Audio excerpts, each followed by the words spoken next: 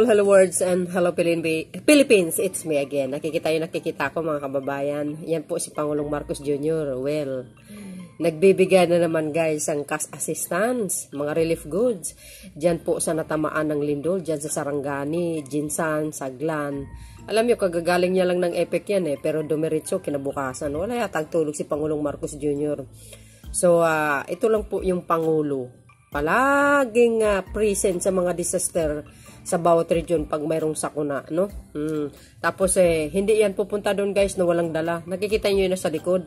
Yan yung mga relief goods yan, no? So, hindi talaga siya nagkulang sa totoo lang. Talagang always may support talaga yung mga naapektuhan, lalo na po yung sekretary ng DSWD. Nako, talaga naman mas mabilis sila sa alas 4, no? Kahit nasa Amerika ang Pangulo, talaga yung briefing niya sa sekretary niya, talaga namang hindi talaga guys, nagkaroon ng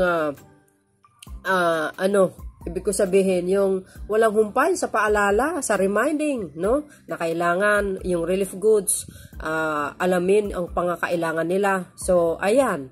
Nagpunta siya dyan, mga kababayan. Inalam niya po yung kanyang, ang mga apektadong mga lugar. Sos Mariusip, magbibitaw na naman ng gobyerno ng bilyon pesos para sa infrastruktura na papagawa, lalo na sa mga tulay, no? So, magaling ang Pangulo.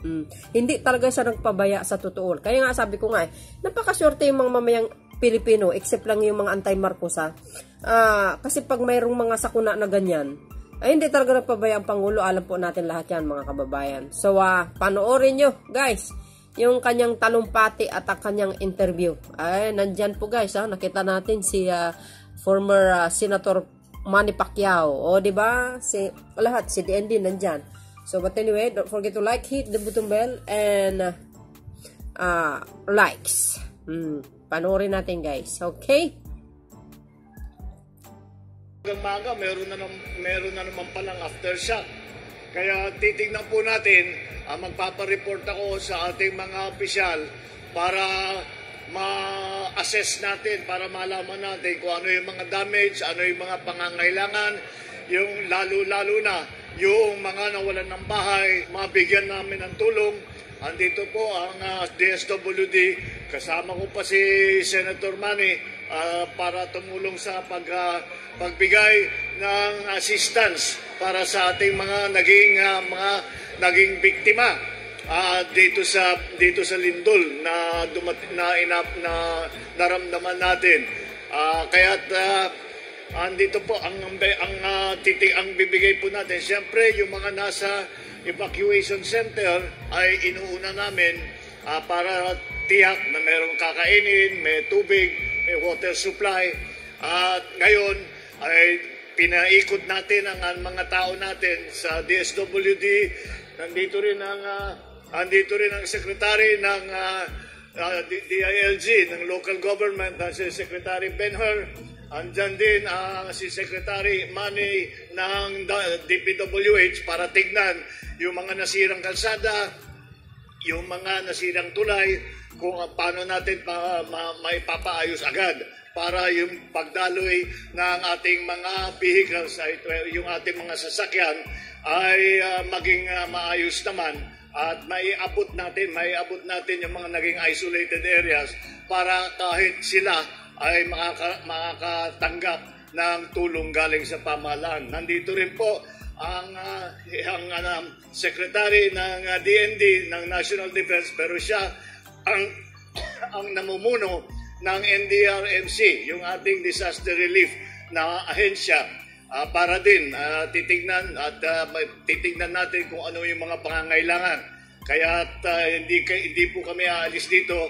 Ang ating mga different aid agencies, hindi po aalis ang mga yan hanggat lahat ng mga nangangailangan ay mabibigyan ng atensyon. Kaya po pagpatuloy natin itong pagbigay ng relief supplies. Meron tayong mga hygiene kit, meron tayo pati shelter para yung mga hindi na makapasok sa bahay dahil delikado po yung mga na-damage na bahay. Pag sinabi po sa na pag inassess po na hindi pa masyadong tiyak, ay huwag nyo munang papasukin dahil marami pong nagiging biktima na akala natin tapos na yung lindol, papasok kayo sa bahay, magkakalindol habang nasa loob, matatamaan, mababagsakan. Sa awa ng Diyos, meron naman tayong yung ating mga casualty rate ay hindi ganong kataas. Pero siyempre, bawat isang namatay, malaking trahedya para sa atin lahat. Kaya gagawin na, asahan ninyo na nandito ang inyong pamahalaan para tutulungan kayo at magsabi lang kayo kung ano yung inyong pangangailangan at kung kaya namin idalhin sa inyo, ay gagawin po namin. That's my president. Galing talaga niya, eh.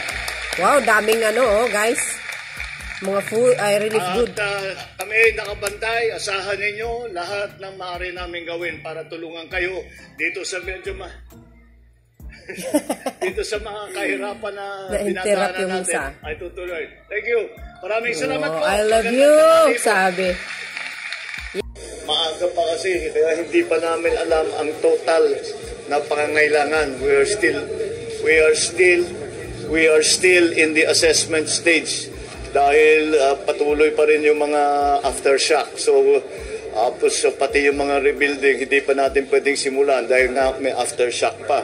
Ang problema sa lindol, walang forecast. Hindi natin alam kung ano yung mangyayari.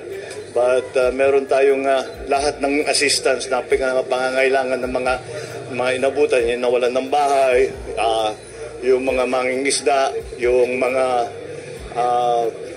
na-injure, lahat yan, patuloy ang bigay ng DSWD ng assistance. So, hanggang tapos, titignan natin, ang malaking damage is structure, yung mga structure, yung pinaka mahirap yung sa gland na puerto. At alam kong gamit na gamit yan, so we will have to prioritize that in the recovery.